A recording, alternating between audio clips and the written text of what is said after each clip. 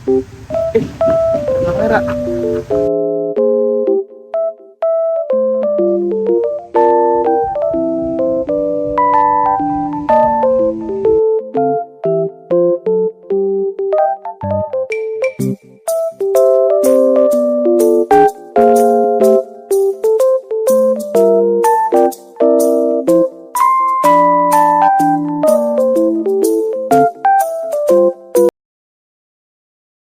Peradaban Islam di masa modern dimulai dari tahun 1800 sampai sekarang.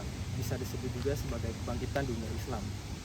Proses modern ini ditandai oleh adanya kesadaran oleh umat Islam terhadap kelemahan dan dorongan untuk memperoleh kemajuan di berbagai bidang. Contohnya di bidang teknologi dan pengetahuan. Banyak negara muslim yang mengikuti gerakan pembaruan ini, sehingga muncullah tatanan baru, yaitu kebangkitan di dunia Islam. Mulai dari bidang pengetahuan, pendidikan, teknologi, dan kebangkitan melawan penjajah. Usaha untuk memulihkan kekuatan Islam ini disebut dengan gerakan modernisasi. Tokoh-tokoh Islam pada masa modern tidak terlepas dari pembaruan di berbagai negara. Maka dari itu tokoh-tokoh masih saja bersangkutan hingga sampai sekarang. Contoh yang pertama ada tokoh Muhammad Ali Pasha, di mana beliau dilahirkan di Kawala yang berada di bagian utara Yunani pada bulan Januari 1765 Masehi. Ia termasuk anak yang cerdas dan juga pemberani. Dua hal itulah yang mengantarkan beliau menjadi pemimpin di Mesir dan salah satu pembaharu di dunia Islam. Ali Pasha memasukkan ilmu modern dalam kurikulum pendidikan. Ali Pasha mengkategorikan sebagai berikut. Ada 5 hal. Yang pertama yaitu ilmu pengetahuan bahasa yang terdiri dari bahasa Italia, bahasa Prancis, Turki, dan juga Persia. Yang kedua, ada ilmu pengetahuan sosial terdiri dari sejarah, geografi, ekonomi, antropologi budaya, pendidikan kemasyarakat, filsafat, militer, dan juga hukum.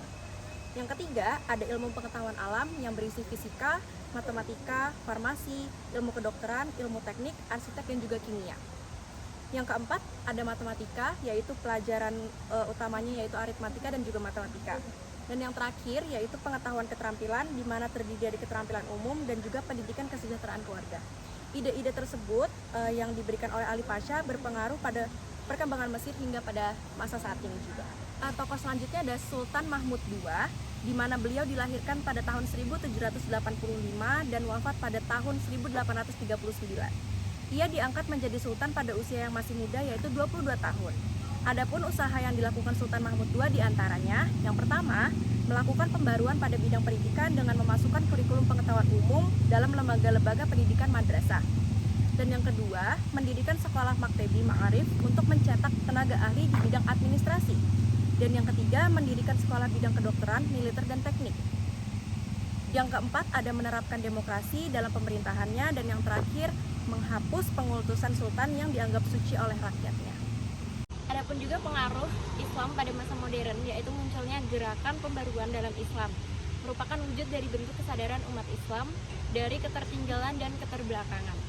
Gerakan pan-Islamisme yang diagungkan oleh Jamaluddin Afghani merupakan cikal bakal dari gerakan kesatuan untuk menentang penjajah.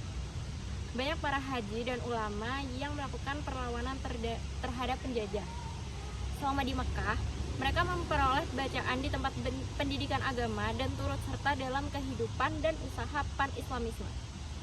Selain itu, dampak lain adalah berdirinya beberapa organisasi masyarakat yang berbasis Islam seperti Muhammadiyah, Nahdlatul Ulama, Syariat Islam, Jamiatul Khair, Persatuan Umat Islam, Al-Irsyad Al-Islamiyah, Matlaul Anwar, Persatuan Islam Al-Wasliyah, dan Ikatan Cendekiawan Muslim Indonesia. Pengaruh lainnya yaitu berdirinya perguruan tinggi keislaman di Indonesia yang tidak hanya membuka jurusan keagamaan, tetapi juga membuka jurusan umum. Pertama kali berdiri ialah Universitas Islam Indonesia, UII, yang berdiri pada 20 Februari tahun 1951. Kemudian untuk Fakultas Agama ada sejak 12 Agustus 1950 diambil pemerintah, dan pada tanggal 26 September 1951 secara resmi dibuka perguruan tinggi baru dengan nama Perguruan Tinggi Agama Islam Negeri atau PTAIN. Di bawah pengawasan Kementerian Agama. Kemudian pada tahun 1960 berubah menjadi Institut Agama Islam Negeri atau IAIN, sekarang berubah menjadi Universitas Islam Negeri atau UIN, yang dari Sekolah Tinggi Agama Islam Negeri berubah menjadi IAIN. Penerapan prinsip kepemimpinan teladan dalam Islam pada masa modern dapat dilakukan dengan berbagai cara, termasuk di universitas, seperti memimpin dengan mengedepankan nilai keadilan, kejuruan sesuai dengan agama Islam meliputi tindakan yang diambil pada kepentingan umum. 2. Disiplin dan menggunakan etika yang baik serta berinteraksi dengan nilai-nilai Islam.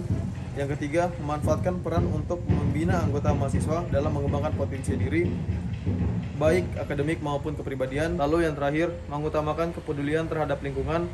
Belajar hal ini mencakup inisiatif. Contoh inovasi pada sekarang dapat dilihat dari adanya kolaborasi di antara ilmu kedokteran dan teknologi informasi serta ilmu sosial. Ilmu kedokteran memberikan pemahaman mengenai penyakit pasiennya dengan teknologi informasi dan juga ilmu sosial yang membantu dan merancang edukasi masyarakat.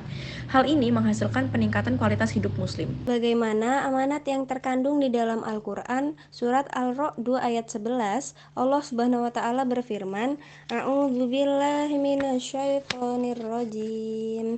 Bismillahirrahmanirrahim.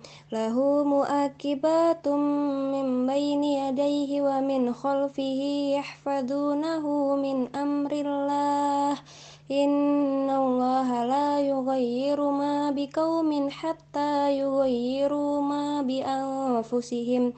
Wa idza aradallahu biqaumin su'an fala maraddalah wa ma lahum min dunihi min wal. Shadaqallahul azim. Ayat ini memiliki arti, bagi manusia ada malaikat-malaikat yang selalu mengikutinya bergiliran di muka dan di belakangnya. Mereka menjaganya atas perintah Allah. Sesungguhnya Allah tidak merubah keadaan suatu kaum sehingga mereka merubah keadaan yang ada pada diri mereka sendiri. Dan apabila Allah menghendaki keburukan terhadap suatu kaum, maka tidak ada yang dapat menolaknya, dan sesekali tidak ada pelindung bagi mereka selain Dia. Di dalam surat ini terdapat inti menjelaskan tentang kuasa Allah Subhanahu wa Ta'ala yang Maha mengetahui. Tidak saja mengetahui sesuatu yang tersembunyi di malam hari dan yang tampak di siang hari. Allah Subhanahu wa Ta'ala melalui para malaikatnya juga mengawasi dengan cermat dan teliti. Buat fondasi untuk menjadi seorang mujtahid dengan mempelajari perkembangan ilmu-ilmu Islam. Itu artinya kita tuntut mengkaji ilmu-ilmu keislaman, mulai dari ilmu fikih, al-nahwu shorof, usul mantik, bahasa Arab, Al-Quran, dan lain-lain. Hal itu menjadi fondasi untuk seorang umat muslim menjadi mustahid atau mujtahid. Mujtahid adalah sebutan orang-orang yang telah mencapai ijtihad atau usaha yang sungguh-sungguh dengan mengenali serta menggali hukum Islam.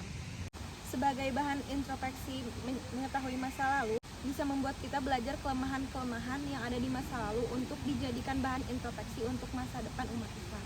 Bagaimana diajarkan dalam Al-Quran, surat Al-Fatihah, dalam buku Ahmad Ali MD berjudul Al-Fiqih Al-Fatihah, panduan lengkap memahami induk Al-Quran, bahwa ada ajaran yang diambil, pelajaran yang berharga tentang kisah-kisah tokoh tentang berbuat baik dan orang-orang yang berbuat buruk, serta memilih jalan orang-orang yang berbuat baik.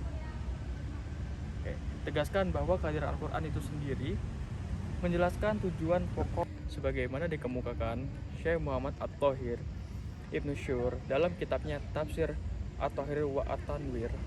Di antaranya yaitu memuat kisah-kisah tentang umat terdahulu supaya dijadikan pelajaran yang memperbaiki kondisi mereka.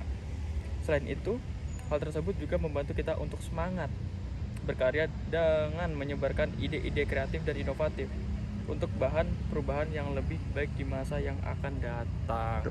Oke, sekian presentasi dari kita kelompok 5 tentang peradaban Islam di masa modern. Kurang lebihnya mohon maaf. Wassalamualaikum warahmatullahi wabarakatuh.